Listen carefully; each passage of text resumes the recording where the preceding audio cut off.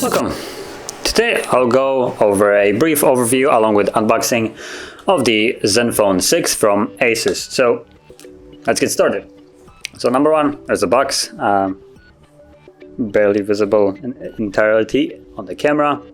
I got some specs on the back, as you can see. This device is not necessarily new, it's an outlet version, so keep that in mind. But everything in there basically is as it's supposed to be. So opening it up seems nice and premium actually, which is nice. So you get this one, flip camera, and I believe it's the booklet, and then there's the phone underneath. There it is. So let's see, got the SIM eject tool, and one thing that I actually realized before I started recording, you actually get a nice plastic hard shell, so you can clip that on the device. I'm gonna set it on the side for now, and then all you get here is just some booklets. So just put that to the side now, and there's the device. So I'm gonna pop it out and I'm gonna set it on the stand on the side. What else is in here? So once you lift that up, you get access to the charger, cable, and headphones. So the headphones, wired earbuds along with some tips on there, as you can see. And there's the charger.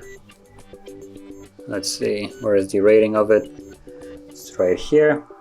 Not sure if this will be visible on there. It's 5 volts, 2 amps, 9 volts, 2 amps. So it's two different.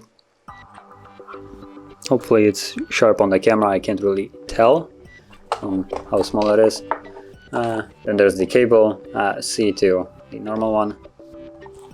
And that's about it, nothing else in here. So let's just get that out of the way. There we go. And then there is phone. Now I'm actually gonna put on the hard shell right here, just so we can see how it looks like with it. Clips on fairly easily.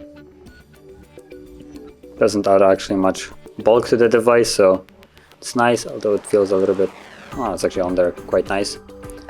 So just set it up.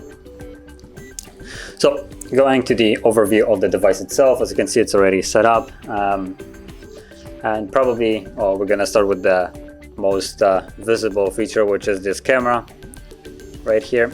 It's a weird design where it flips over. So let's see if I can show it quickly.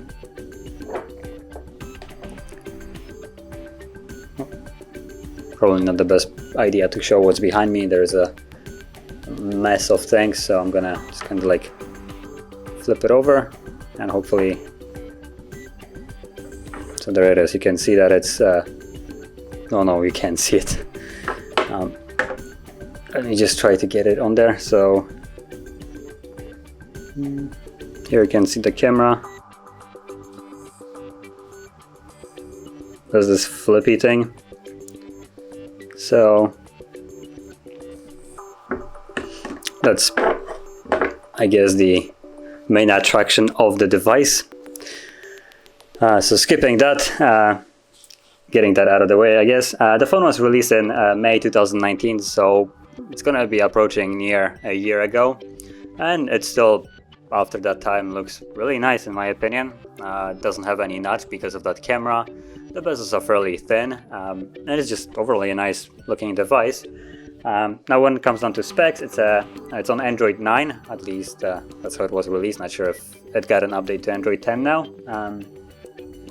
And it's a 1080p by 2340 pixel display at 403 ppi with Gorilla Glass 6 in the front, so the display has the Gorilla 6, and then the back is Gorilla 3. And around is a aluminum frame. Now the specs of it is a Snapdragon 855 with 8 or 6 gigabytes of RAM. That just really depends on how much storage you get.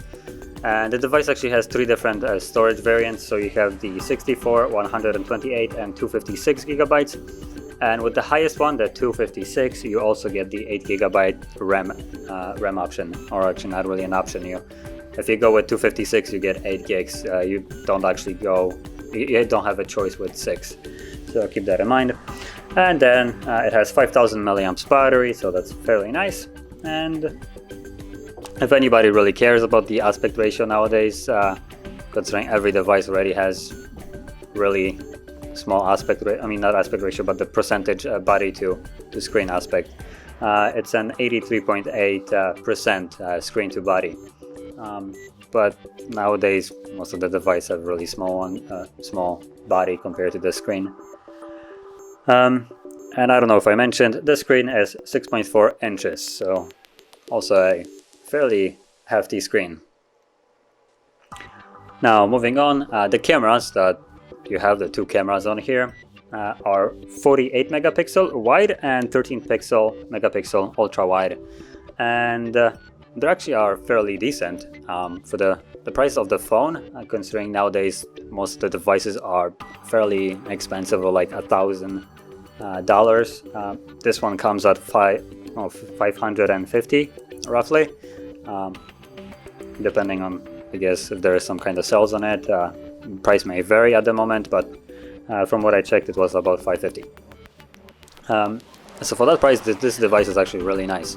And when it comes down to the camera, what they can do, it records 4K footage at 30 and 60 frames, and also records 1080p at 30, 60, and slow motion at 1080p at 240 frames. And there's also a 480 frames with just 720p.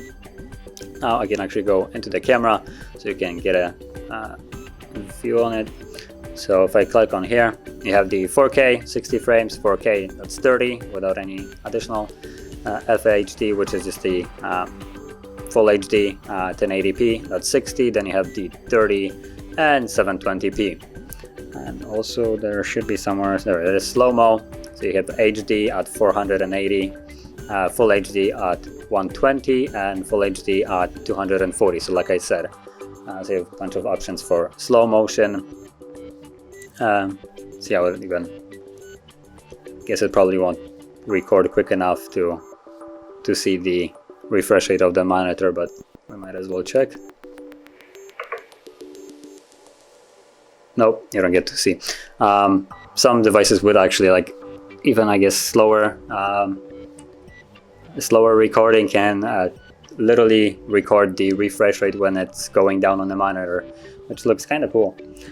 Okay, so moving on, there's also quick charge, which they call it quick charge 4, and it's an 18 watt fast charging really. And the battery with the 500 milliamps battery, it apparently translates to about 624 hours of standby time, so that's when the device doesn't do really anything. And talking is 33 hours, and both of them are considered in the 3G mode. And what else is there left? I guess that's about it. So I'll also show the device all around. Now I'm gonna take off the cover of it so you can get a better look on how the device actually looks like without the hard case. There we go. So that's off. So you get a nice back with the ASUS logo. Then you get a fingerprint sensor right here, the double camera right here. Then on the side you have a couple buttons. So you have the power button on the bottom with nice blue accent, just the same color as the logo right here. I can get a nice view of it right now, the light. You have the volume buttons, and I'm not really sure what this one is, so I can actually check it out right now. What does it do? Okay, so it's the Google Assistant. I assume you can probably remap that to do something else. Then on the other side, you just got a SIM tray, and on the bottom, actually that's surprising, there is a headphone jack for the headphones that we have, USB Type-C, and just a microphone with the speaker grill. And at the top, you also have the loudspeaker loudspeaker microphone. So when you go into loud mode. That's the microphone there. And yeah, it's a fairly nice device for the price. It seems really good even 1 year later, I would say. Works fairly fine, well, fairly good, I would say. And yeah, snappy, nice, with no notch, which some people really hate the notch. So this device has none. And yeah, so that would be the device. And if you found this very helpful, don't forget to hit like, subscribe, and thanks for watching.